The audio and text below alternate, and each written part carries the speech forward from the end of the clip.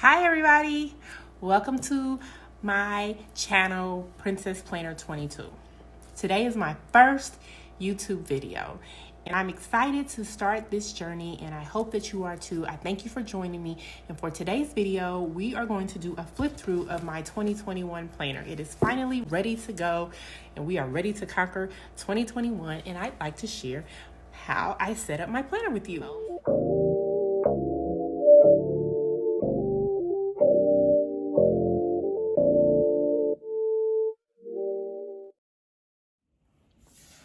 Okay, so let's get started. So to start off, I use the Happy Planner Skinny Classic for my planner. I only have one planner. I know many ladies always have various planners for different things going on in their lives and time management, but my planner is just for everything. Everything is in this one planner.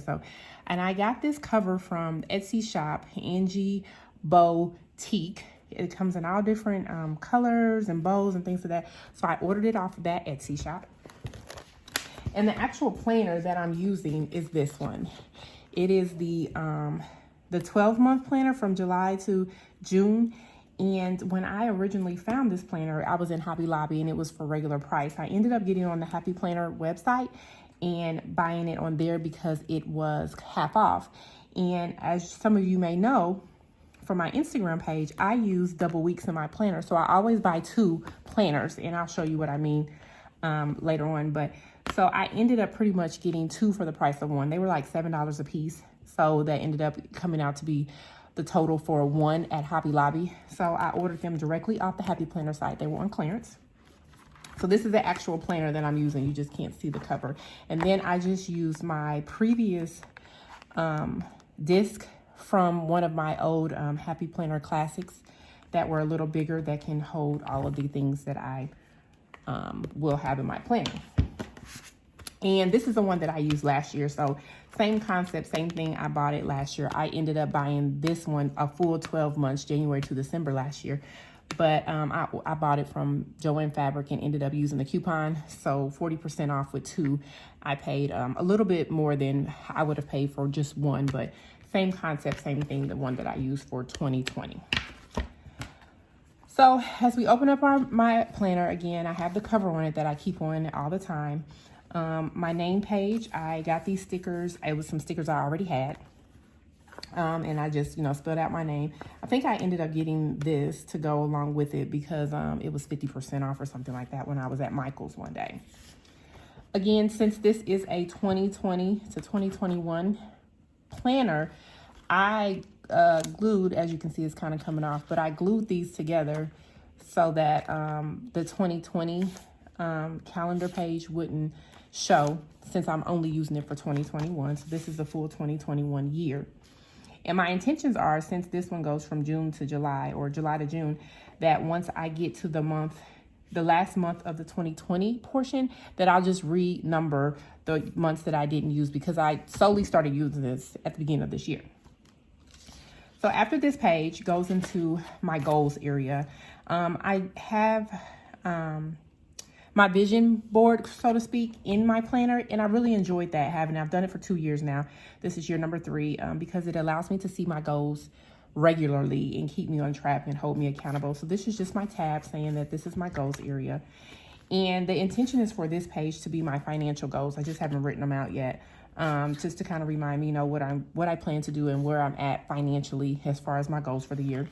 And then this one, this says you got this, is where I will do my vision board, which I'll show you the one that I did last year. I haven't done it here yet, but I definitely will be.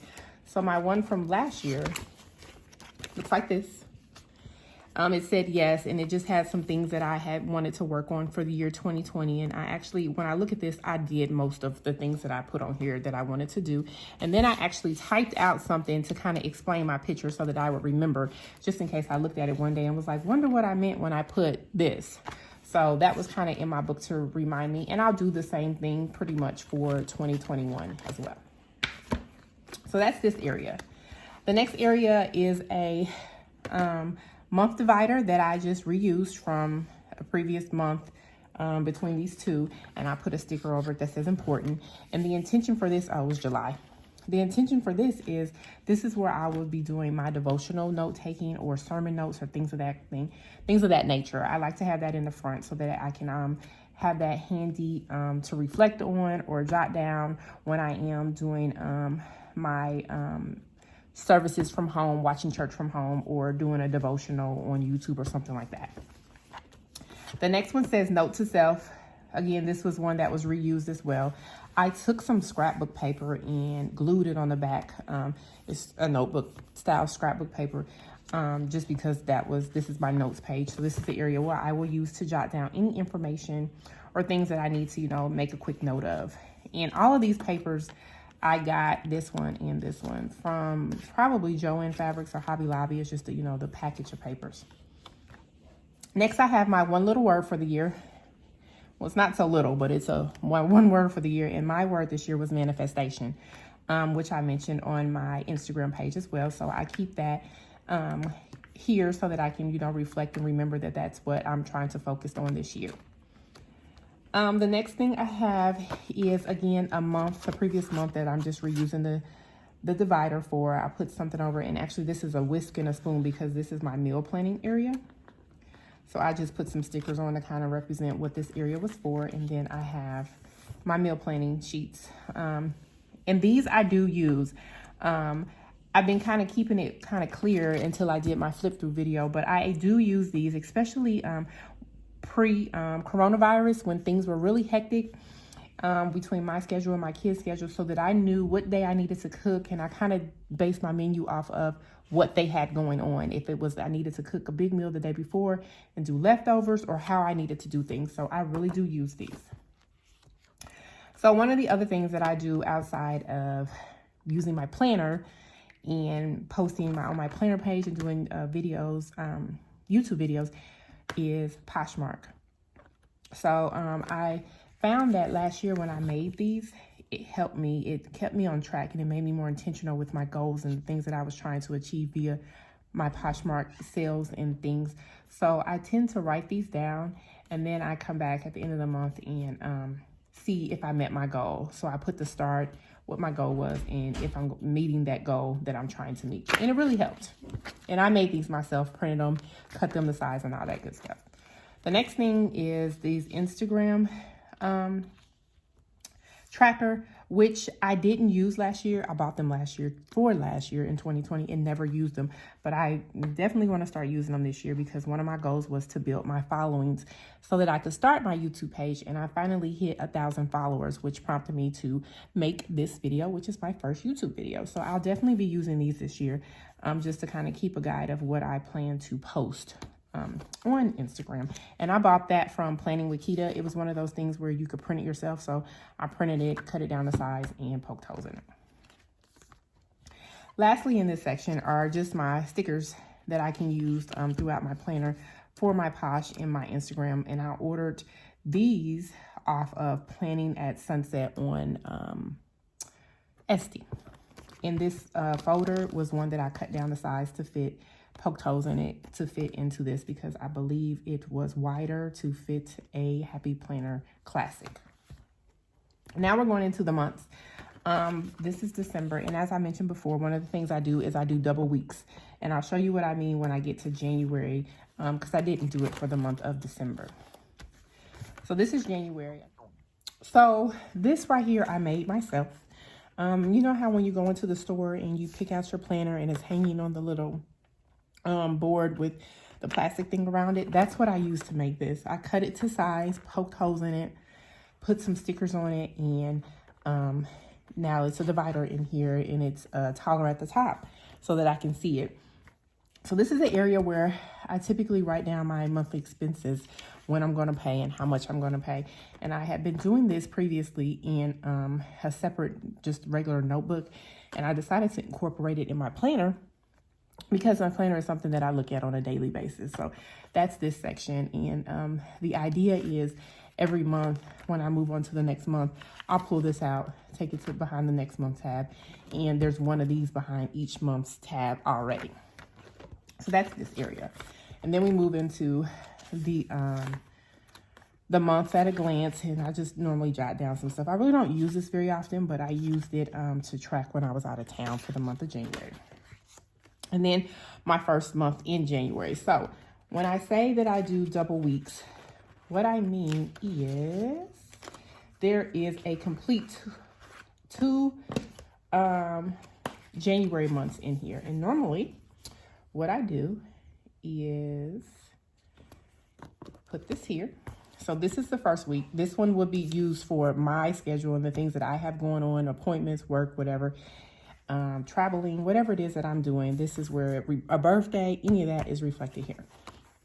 And then here's my second week for that same January week. And this one would be used solely for my children and their schedules and what they do. So if you notice, it's that stuff like game day, to do all that stuff. So it pertains solely to them. And I do that every week. So there's the week of January 11th. Here's their week of January 11th. I haven't wrote anything in here because I've been keeping it clear until I did my flip through. So it's like that throughout. And because I have double weeks, I only went to March. And when I get ready to add April, I'll take out January so that it doesn't get too bulky, but I can still kind of keep track with, you know, our schedules. And even if I needed to look back at something to see what they did or was doing on a particular week, that has everything that that is needed. That was my birthday, so I incorporated that onto their week. But pretty much, like, my son had picture day here, so they didn't have any school, so anything pertaining to them is solely on their own separate spread for that particular week. So that's what I mean by double weeks. So I always buy two, and being that this was on clearance, it worked out because I, like I said, ended up paying the price I would pay for one for two. So there's my budget area again. So the only other thing that I wanted to show you guys is that I have double backs. So this is the planner that I'm using. It's missing the back because I use the back as my weight management, which this is my third year doing that as well. So what I do is I weigh myself at the first of the year. I put my weight there, and then at the end of the year, I'll do the same thing. And normally within my planner of that particular month, on the first, there's normally a little scale where I put my weight for the first of the month because I only track it monthly. But since I needed the back for my planner cover, I used the back from this one and here to keep it in the planner. So this is my weight management. And then this is the actual back that I'm using to hold it in here. And that's how I keep things intact within this. Then I just put my bow on, and there we go. So I really hope you guys like my video. Again, I will try to post where I got some of these items from the Etsy shops because most of them came from the Etsy shops. The paper inserts and things of that nature were purchased either at a Joann Fabrics or a Hobby Lobby. And then the different discs that I put in were reused from previous months. Nonetheless, I really hope you guys enjoyed my first YouTube video. And please like, subscribe, tell a friend to tell a friend, and come back and check me out, as this is going to be first of many.